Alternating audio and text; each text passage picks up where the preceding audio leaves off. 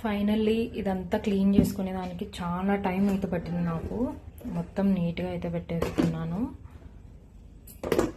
And ఇదంతా ఇంకా clean చేయాలి. ఇక్కడంతా పడింది కదా, పనికి 2 పనులు. నైట్ కింద నేను ప్లేట్ పెట్టేసింటే సరిపోయిండేది అనుకున్నాను, కానీ మళ్ళీ ఆ టైంకి గుర్తుండకుండా ఉండిపోతుంది. మొత్తం కబోర్డ్స్ దగ్గర అంతా పడింది. క్లాత్ తీసుకొని వెట్ క్లాత్ ఇలా అయితే అంటున్నా. పర్లేదు, మొత్తం అయితే వెళ్ళిపోయింది. మీకు కూడా ఇలానే జరుగుతుందా ఎప్పుడన్నా? పనికి 2 పనులు అంటే ఇదేనేమో.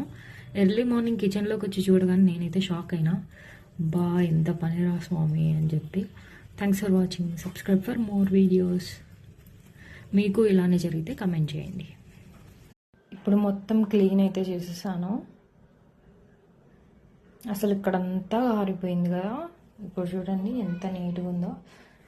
ఎంతైనా పనికి 2 పనులు నాకు బాగా అర్థమైపోయింది. ముందే ఆలోచించి ఏదైనా చేయాలి, లేకపోతే ఇలానే ఉంటుంది.